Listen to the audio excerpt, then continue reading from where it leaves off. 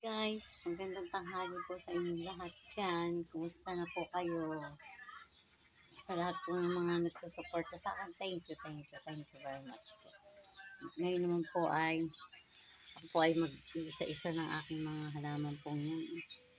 Isa-isahin ko po yung tanggalan ng alikabok.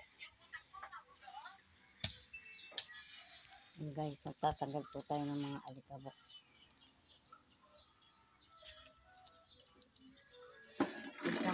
Hindi ko kita yung ano. Isa-isahin po natin yun guys.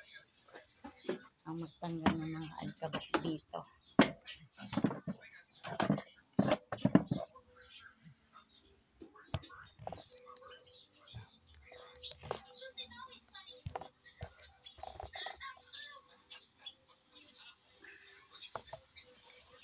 Yan guys, inaayos ko lang po itong ano ko. Baka mamay malaglag eh.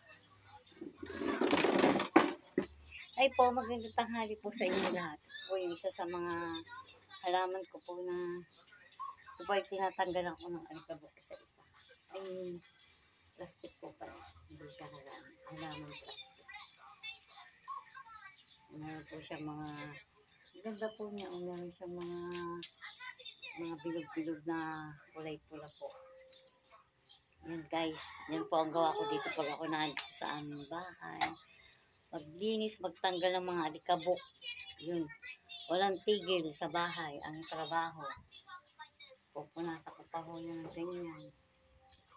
Yan. Kasi po ay talagang dapat po natin ingatan ang ating mga gamit. So, kasi tayo bumibili yan ng mahal na tapos pag naging antik na ito, maganda na po ano.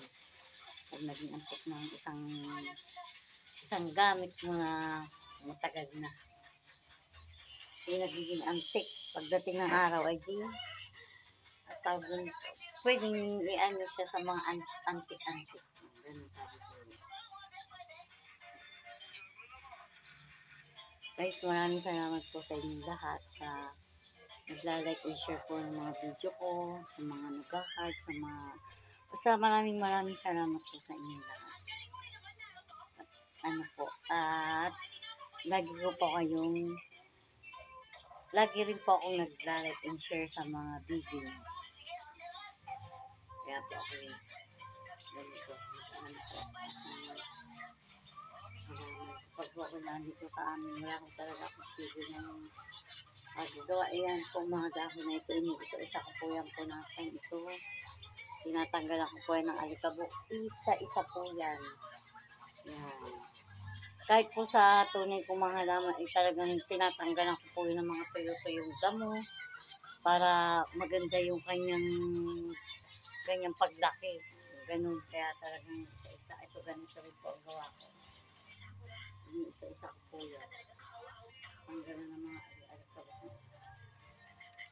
Alikabok po talaga rito gawa ng sobrang init po baga. Mainit ang panahon.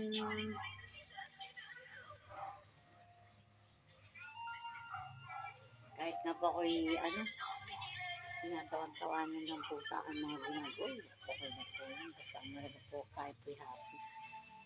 Happy po tayo sa ating ginagawa. Diba? Buhay ay ganun. Huwag po tayong ng buhay. Kasi na lang ating buhay.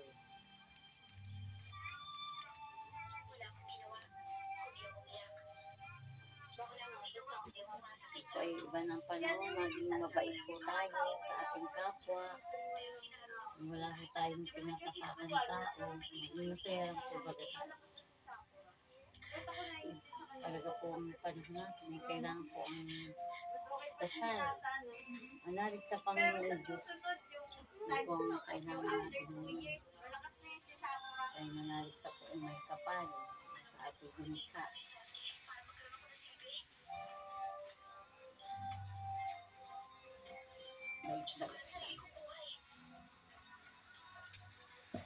Guys, thank you po sa inyong lahat. God bless po sa aking mga halaman ko yung aking mga nililinis. Oh, thank you po at God bless po. Ingat po lagi tayo.